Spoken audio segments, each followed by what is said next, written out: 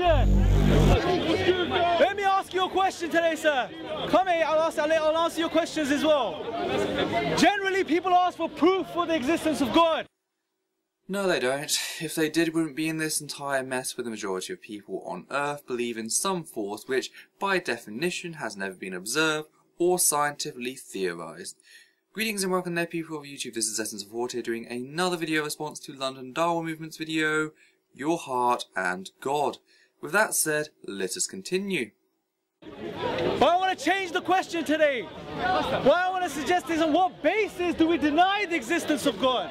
Well, any sound epistemological perspective or scientific methodology. Put simply, is your belief justified? No? Well then I shall abstain from theistic belief. I shall be an atheist. Are we done here? On what basis do we deny the existence of God? Because when we deny God, we deny our very self. Nope, I am Peter Thurston. I exist physically, as is shown through this video. I also exist on a cognitive level, as is shown by the formation of coherent sentences that I'm doing right now. Your deity, on the other hand, fails both of these tests, and is therefore not equatable to my existence. And self is quite clearly not reliant upon the existence of a deity. You've not shown this in any way, you've just asserted it, and really it does not follow. A deity not existing does not mean that I would then cease to exist. That's like going, if something, a dragon doesn't exist, a car cannot exist. That's how ridiculous you sound. We deny our very basic faculties, our faculties to reason. We deny the use of logic and the laws of logic. We deny the laws of science. We deny the laws of mathematics. No, no, no, no. You are projecting here. You see, to get to God, you must be ignorant of the improbability of an all-powerful, fully conscious, yet non-physical entity. To get to God, you must dispose of the null hypothesis of non-existence, the only truly falsifiable position, i.e. the default position when dealing with existence for things that are not self-contradictory. To reason is to realise that currently there is no justification for God. And we deny everything. We deny our very purpose. What purpose? To be the metaphysical cocksucker to a totalitarian twit who can't even figure out that fresh and salt water do mix. Oh please, you'll have to do far better than that to excite me. I have my standards. We render ourselves nothing but a cosmic accident. Hey Imran, I also heard that you were the accident of another event involving a bang. But that's another story. I would ask you what I ask Christians on, does the fact that your sex was unknown till you were born, I therefore could be considered chance, devalue you? However, if you had been born a woman, then yes, it would have devalued you. So, yeah, that doesn't so much work on Islamic individuals. That's all we are in the absence of God. An accident. An accidental byproduct of a lengthy evolutionary process. There's nothing more to it. No, there is everything to it. We have evolved the capacity unlike anything else we've ever observed. Higher cognitive functions. We have the capability for art, for music, for poetry. Even greater is the fact that we can learn and grow as well as empathize with our fellow human. We are the only force currently known to be experiencing the universe in full. We are the universe seeing itself for the first time to our knowledge. Whilst this is amazing, I ask you not to cheapen this fact with some mystic woo. But what we need to do is we need to think, and we need to ask ourselves these questions, because if we deny God, this is the reality. See, God in the Quran, He says something profound. He says He will show us. He will show us His signs in the horizons and within ourselves. Why don't we think about this? The signs of the Creator all around us, but we're oblivious to this. We go about our daily lives completely oblivious to this reality. Completely oblivious. Let's look within ourselves. Just look within ourselves. I'll give you one sign. Within ourselves is a morsel of flesh, a piece of meat that's no bigger than my hand, no bigger than my fist. It beats 24/7, 7 days a week, 365 days a year. It is the heart, the human heart. It pumps 5 liters of blood a minute, 7,000 liters a day. It pumps 3 billion times in an average lifetime. 3 billion times. Who's in control of it? Are we controlling our hearts? Of course not. Your scientific illiteracy amuses me. Yes, we have control over our hearts, yet not on a conscious level. The medulla is part of the brainstem that controls automatic body functions such as base respiration and heart rate. The brainstem could be argued to be more primitive in many ways than other parts of the brain, as it's been there much longer and has evolved in a much more distant past than the more recent aspects.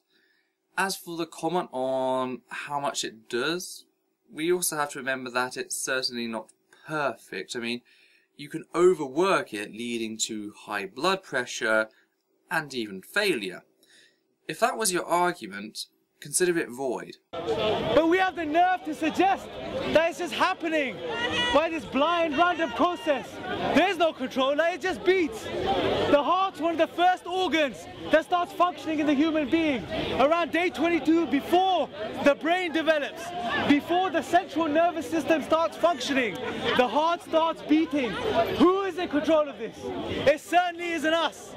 This is a sign. Yes, it is a sign. It's a sign that Muslim apologists are allergic to doing any sort of study at all. The heart and the brain both begin development during the 5th week of pregnancy, i.e. the 3rd week of conception.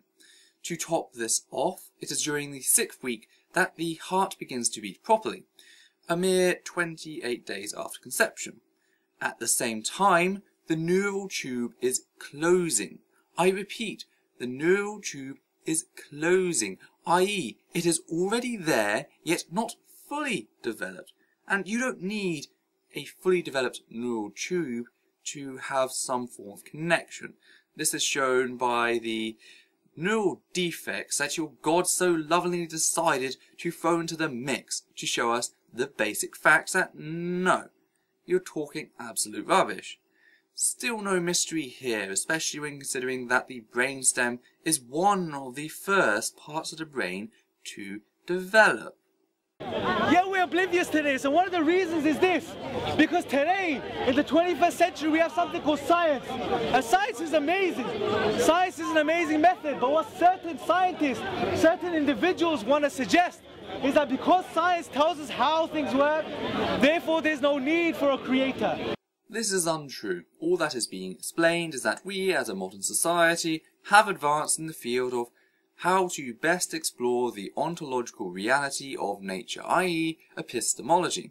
No longer is fallacious reasoning valid to debate, and we have a more productive structure with very basic understandings of how we should provide evidence to justify our beliefs, which no deity has yet been able to match or overcome.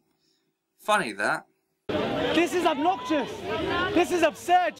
As obnoxious as a man who doesn't understand science, both in methodology or its discoveries, yet claims to have knowledge about all of reality, but has never substantiated a single claim of it.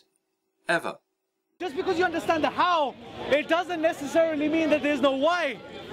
Just because science cannot prove a why, just because science can't tell you why the heart beats, who is in control of this process, it doesn't mean there's no creator. It doesn't mean there's no one in control of this process.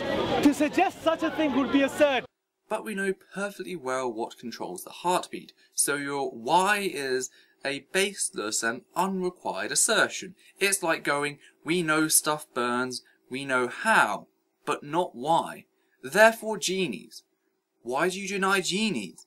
Are you so arrogant to assume that because we know how stuff burns, that we can rule out the why? it's baseless and childish.